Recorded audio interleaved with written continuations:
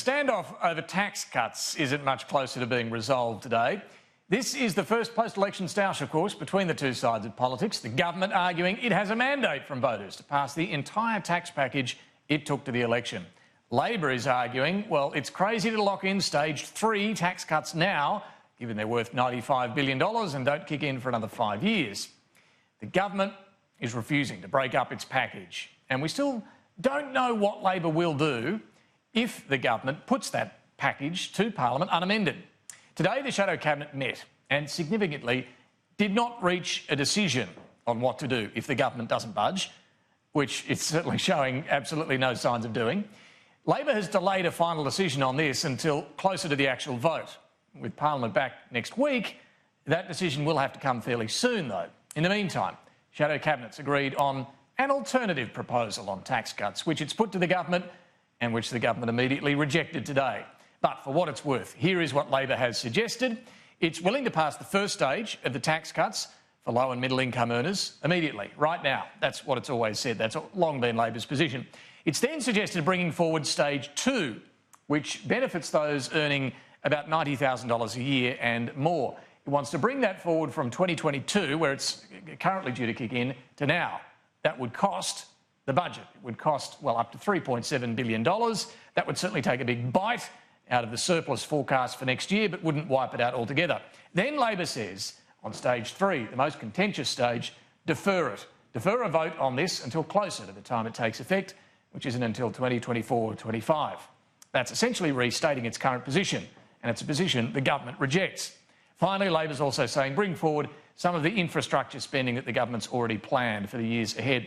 Now, some within Labor have been urging the party just to get out of the way and let the government's entire tax package pass if it won't break it up. But Anthony Albanese is still taking a pretty firm line on this.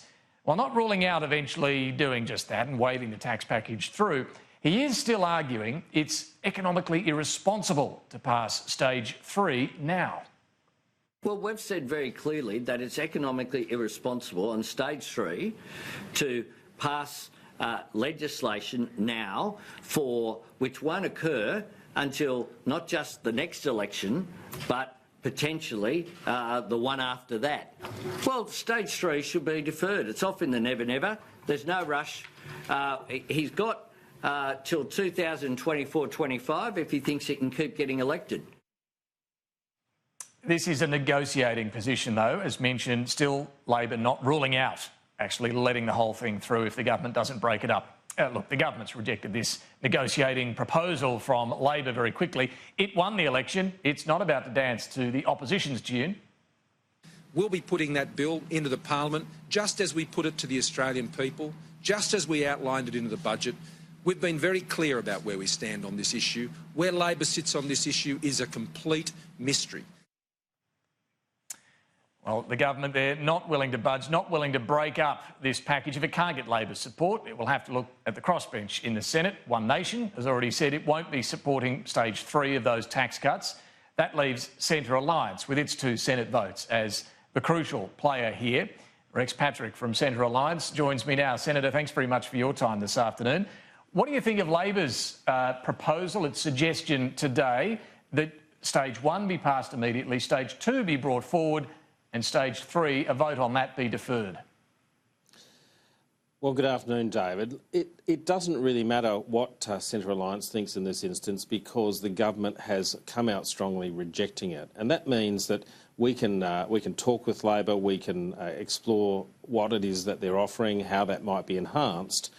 But if we were to modify that in the Senate and send it back to the House, it will get vetoed there and we'll get back to exactly where we are today, which is a proposition where we either support the tax cuts in full or we don't.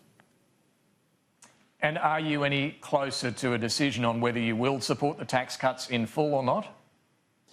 We're still waiting on the government to respond to the conversation that I had with Minister Canavan and Minister Cormann back last week.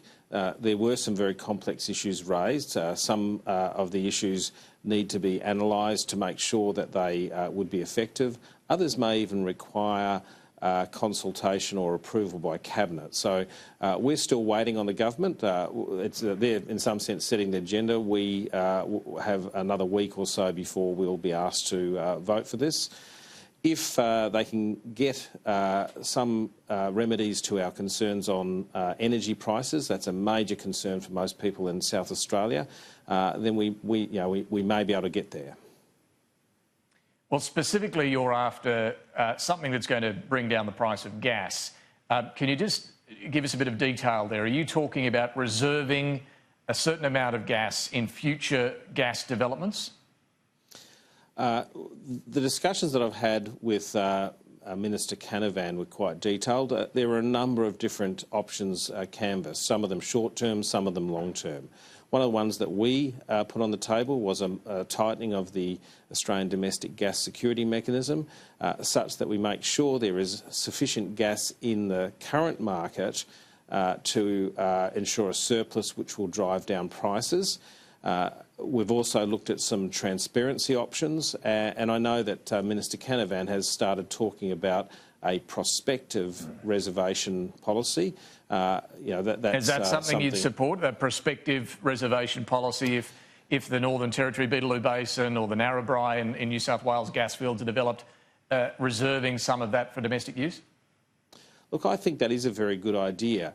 We've ended up in the situation that we are, where back in 2013-14 we were paying something like $3 to $4 per gigajoule. We then ended up with 6 gas trains being constructed in Gladstone in Queensland. That's led to a situation where most of our gas has gone offshore. Back in 2017, some of my constituents in South Australia weren't worried about price. They simply couldn't even get an offer from a gas company. And so I think we need to learn from the past. Western Australia has had a domestic reservation policy since around about 2006. It hasn't stifled investment. In fact, investment has boomed subsequent to the reservation policy being put in place. So, look, that's something that we would support. All right, so, but is that a demand? Is that something you're saying must be done in order for you to vote for the tax cuts? We've got a range of measures that we have discussed with government. There will be perhaps a number of them put forward, and that's the difficulty at this point in time. We laid out a number of things on the table, and the government has gone back to look at what is possible, what is lawful, what will be effective, what is the low-hanging fruit, what's the harder options. And really, we're waiting for some feedback. If a reservation policy is possible, we like the idea that we preserve our gas to make sure our companies, our households have low-price gas. That's a good idea, and if that were to occur, we'd be very happy. Can I just ask you on a couple of other matters? The Medivac laws, the government will be seeking to repeal these when Parliament's back. You supported them. What do you think? Have they worked? Is there a case for repealing them, or would you like to see them stay in place? I think the laws have worked. We've had a number of people returned to Australia to get medical attention. Now, we must remember that these laws don't automatically bring people back to Australia. It's only where they can't get the medical attention that they need. The minister has a veto on the context of any security concerns, and it doesn't apply to any new arrivals. So it's been quite effective, and it's it's humanity. It's the human compassionate way of doing business. We've got to make sure that people who need medical treatment get medical treatment. So you won't be voting for any repeal? We won't be voting for any repeal, no. And finally, the Prime Minister's asked his Industrial Relations Minister today to take a fresh look at IR laws. Do you see any need or any pressing areas where some reform of workplace laws might be a good idea? Well, we'll wait until the government presents something to us. We're a very small party. We do focus predominantly on South Australia and some of the big issues in South Australia. We, of course, if we're asked to look at industrial relations law, we will closely examine it and work with government. And where we think it's sensible, we'll support them. And where we don't think it's sensible, we will vote against it. All right. Sounds like a fair approach. Senator Rex Patrick from Centre Alliance, thanks very much for joining us this afternoon. Appreciate that. Thanks, David.